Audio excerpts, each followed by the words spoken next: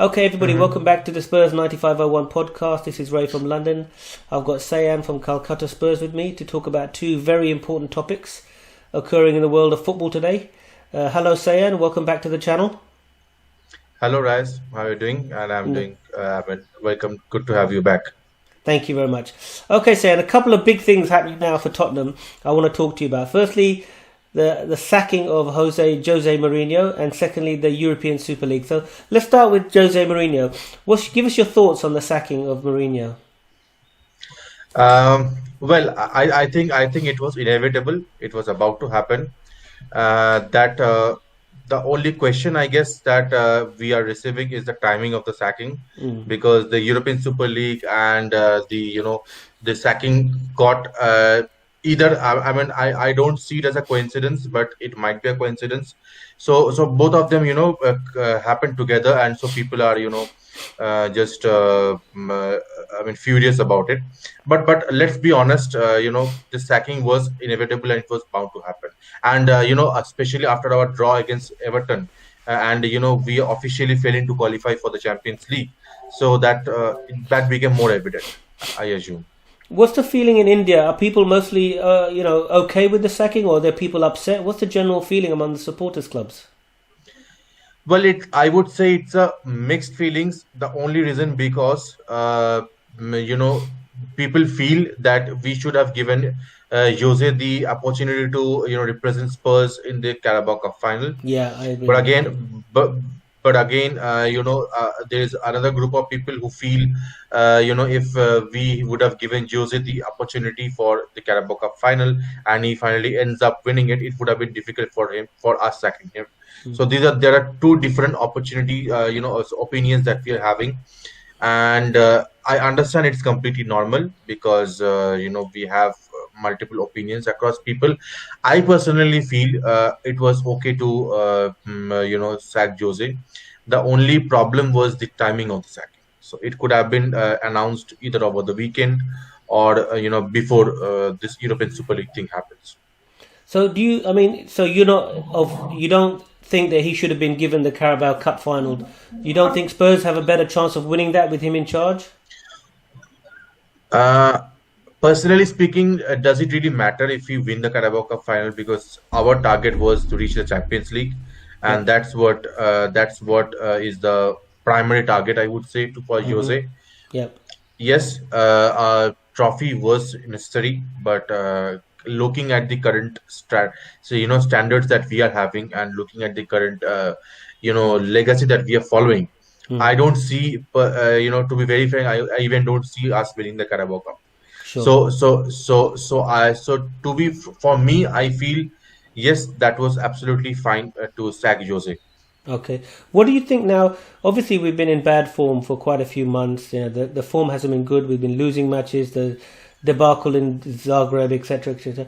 What do you think finally caused Daniel Levy to sack Jose? What was the reason he finally said, "Okay, I've had enough of this guy"? All right. So I would say it's a three-way traffic that we are having here. Right. At least that's my feeling. Number one, obviously, is the old dilapidated tactics that Jose is following. That's one of them. The second is the attitude of the players. And I would say that is much, much, much more worse than what Jose is following as a tactics. The attitude of the players, what can I say? The dedication that needs to be shown from the players is absolutely missing.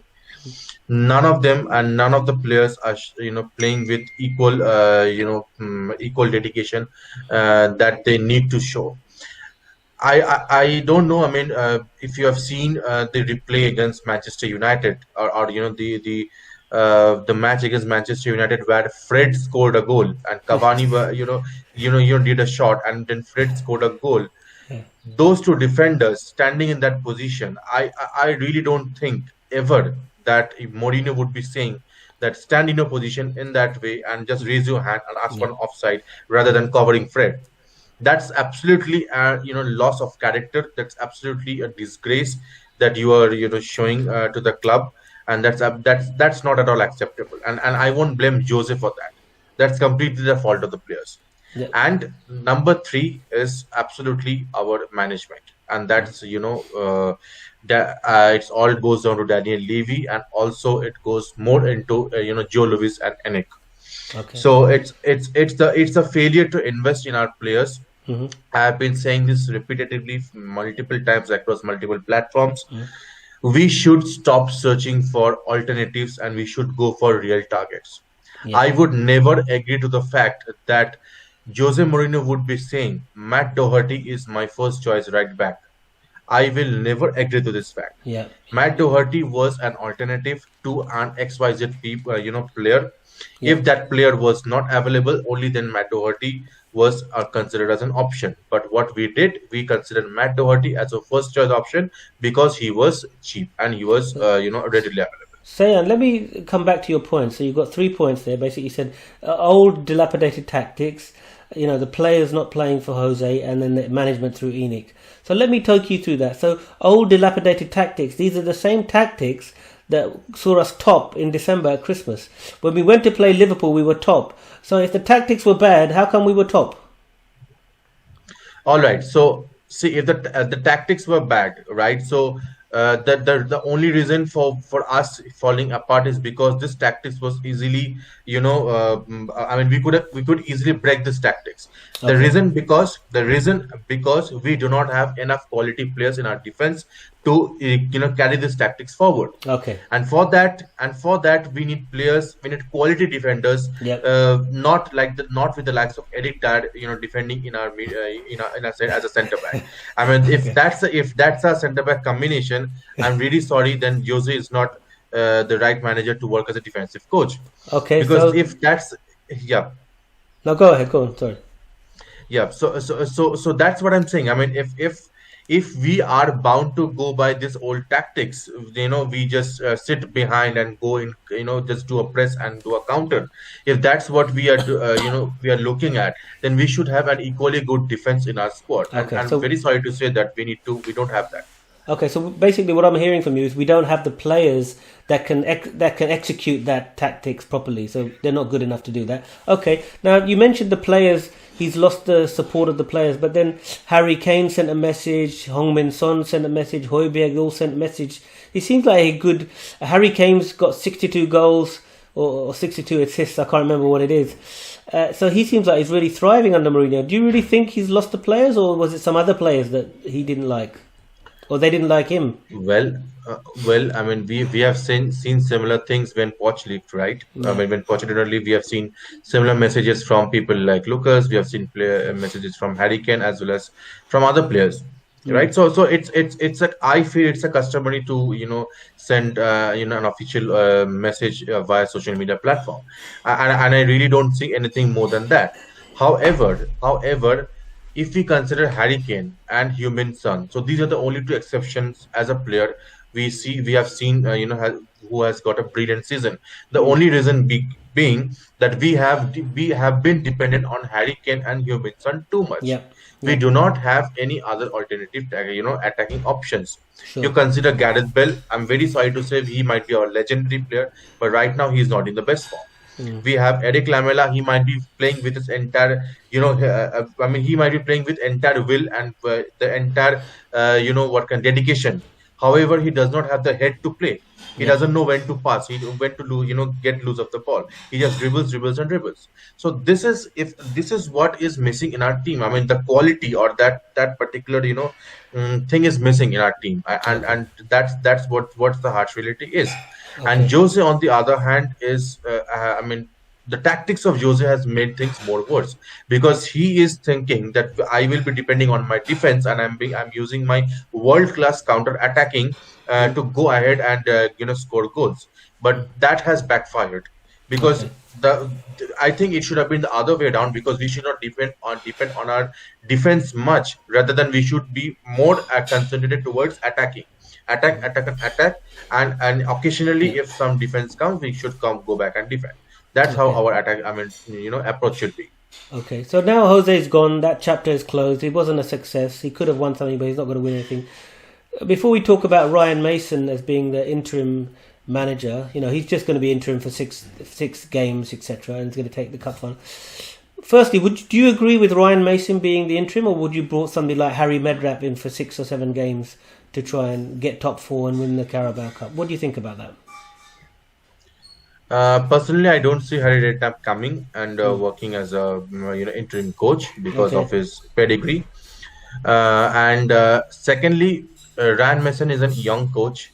We have done a lot of gambles. I completely agree, and this is a gamble I personally would take happily because Ryan Mason is a Spurs through and through. Yep. So is Ledley and so is Michel Vorm because Michel Vorm has recently joined, Netherlands or Ajax Spurs, right? So what I'm talking about is basically a Netherlands Spurs team, Yep. supporters club, Yeah. basically. So he is also a Spurs guy through and through. It Yep. might be Michel funny Vorm. to it might be funny to see that Michel Vorm is the coach of Hugo Lloris. I mean, this might be really witty thing to see, Yeah, I didn't think but of it like that. You're all right. Yeah. but I mean this is something I mean that amused me also as well. Yeah. Yeah. But I mean I do not see a problem in that. All I think is what is going to happen is Ryan Mason is going to change the tactics a bit. I mean he has not he doesn't have a very good experience of managing teams for sure. But all that is going to happen is we can at least increase the integrity among the players. Yep. That's what we can, or at least Ryan Mason can do it Yep. because Ryan Mason was an ex-Tottenham player, and currently almost all the team members that we have, including Harry Kane, including Dele Alli, and including other members. I mean, most of them have played with They played with Ryan Mason. yeah, Yeah. with Ryan Mason as well. Okay, so that's good. Okay, excellent. So, I think Ryan Mason, okay, he's a Spurs through and through. He'll do, hopefully, the best he can. Let's move forward now. Who do you want? Well, first of all, tell me who you want to be the next manager of Tottenham, and then tell me what the fans in India are saying. Who do they think should be the next manager? Give our viewers some insight into that. Well, I mean, all of us, I would not rather say all of us, but most of us are inclined towards two managers. Okay. One is Hansi Flick, and the other Yes. one is Julian Nagelsmann. Okay, so So these the are German double, yes? The yes. So German so double. Yeah. so both of them are more interested to a German double, and also some of them are also interested to see the Ajax coach. I'm really sorry, I cannot Alex recall Ten the name. Hag. Ten Hag. Alex Ten Hag, yes, Ten Hag, correct. So they're also more interested to. I mean, they're also interested to see Ten Hag in our core team as well, because Ten Hag has a tendency to play youth players more, Yeah. and we considering the fact that we have a nice youth academy, we can turn them into world beaters as well, Yeah. because I think we all know the history that Ajax has. Yeah. So If it was your decision, who are you going? You're now in the footsteps of Daniel Levy. You are Daniel Levy. Who are you going to appoint as the next manager for Tottenham Hotspur? I would appoint the entire office staff or the back office staff of RB Leipzig, because I feel they're doing an amazing job. Yes, Yeah. absolutely, because I feel they're doing an amazing job, especially Paul Mitchell, the Yeah. person who was previously present in Spurs, Yeah, he's at is RB now Leipzig now. Yeah. yes, Yeah. he's currently at RB Leipzig, and I would welcome him back at Spurs at any point of time But because he he is couldn't a work with person. Daniel Levy. That's the problem. He quit because of Daniel Levy. That's the reason. So, I, but I I know that, but I'm not Daniel Levy, right? So yeah, that's true. you need Yeah, to yeah, ask me exactly. to. You're right. Yeah, yeah, that's a good point. Actually, I asked you. So, your favorite? I actually think it's a good show. Hansi Flick. He's won He's won the Bundesliga. He's won the Champions League. He's a winner. But I think he might go to Germany. Nagelsmann wants. Maybe RB Leipzig don't want him to go to Bayern Munich, who's a direct competitor. So maybe come to. Let me give you a few other names. See what you think on that. So, what about Brendan Rodgers? I would not be surprised to see Brendan Rodgers because the Mm. thing that he's doing at Leicester is really nice. Mm. Uh, but I don't know. I mean, I personally feel Nagelsmann to be a Nagelsmann's the right one. Yeah. What? to be a more better fit. Yeah, okay, well, let me give you a couple. What about Antonio Conte? If he's going to win the league in Inter Milan now in Italy, what about him coming back to the Premier League with Tottenham? Looking at the record that we have, appointing Jose Mourinho as the ex-Chelsea manager, I wouldn't really go with Antonio Conte once Okay, again. okay, fine. Antonio Conte's not good. Okay, that's good. So I think Nagelsmann's popular choice there. Ten Hag has also been mentioned. Hansi Flick. It could be any one of those. I mean, let's see. It'll be interesting to see what happens over the next few days and weeks. About. Do you think they should appoint a manager as soon as the season ends? A new manager should be in place. Do you agree? I think, see, we know that talks are already going on, Mm. and we already have, internal talks that we know about, Mm. but nothing will be official after the end of until the end of the season. That's for Okay, sure. sure. Okay, But okay. I would also be more than happy to see how Ryan Mason performs. So Yeah, if he yeah. performs good, and I would be also happy to see him as an assistant coach under Okay. a coach like Julian Nagelsmann or Hansi Flick. So Yeah. that would be more than fine. Okay, that's good. Okay, the second thing I wanted to talk to you about was the European Super League. Um, First of all, been the reaction like in India with this news about 12 clubs breaking away, forming their own league, getting £300 million up front, and then playing each other as a Super League instead of the Champions League? What do you think about that? What do the fans in India think about that? So European Super League is a thing which is obviously embarrassing. However, the agenda that we are, putting forward, that Mm. the impression of football is going to get damaged, or else, the emotion of football is going to get reduced, right? And people from UEFA as well as from FIFA, Premier League, and all those big organizations are commenting that the integrity of football is now compromised. Yep. uh, I really don't think that they are speaking it from a football integrity perspective. Mm. It's all that their sponsorship and their money is going to another third party organization, and that's why they are creating such a fuss. At the end of the day, I would be very frank. At the end of the day, none of the organization cares about the fans, Mm. and that's the sole reason I feel this such kind of a breakaway league was also proposed. Otherwise, it would not have come. Now that we have, I mean, we have this kind of a breakaway league. I mean, I don't know. I personally have mixed feelings. Maybe it's good, maybe it's not at all good. Yes, if you consider from a supporter's perspective and from footballing legacy perspective, creating yourself as a founding member, and the fact that you are not going to get relegated, or you're not going to get you're knocked out of the competition anytime, just because you're a founding member, that seems a bit uh, you know, tricky for me, or at least that does not sound good for me. Mm. But apart from that, whatever I see is everything about money. UEFA is about money, FIFA is about money, and so Yeah. is European Super League. What are the fans in India? Have they got the same view as you that they're sad that this is happening? Again, they have mixed views, as I mentioned. So some of them are okay with it, because their point is completely that the agenda that UEFA has is basically about money and not about the football. So that's what they are trying to spread.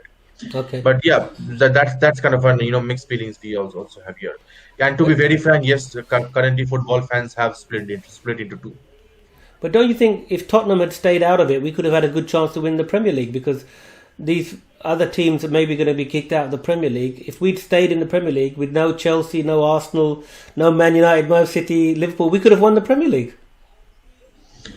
Well, I think yes, we might have the chance to win the Premier League, but what I also feel is that what can I say? Like, uh, it was a decision that was taken long back. I mean, Yeah. it's not a one day decision that was taken. No. This decision was taken. I mean, people are saying that this decision was taken at the time that Mr. Levy, thought about creating the new stadium, Sure. because this was a decision which was planned long back. Otherwise, it's not an overnight thing that JP Morgan Chase would come and all of a sudden they would invest $3 billion Yeah, yeah. dollars, They've right? So been talking for a it's long not. time about this. Yeah. Yes, correctly.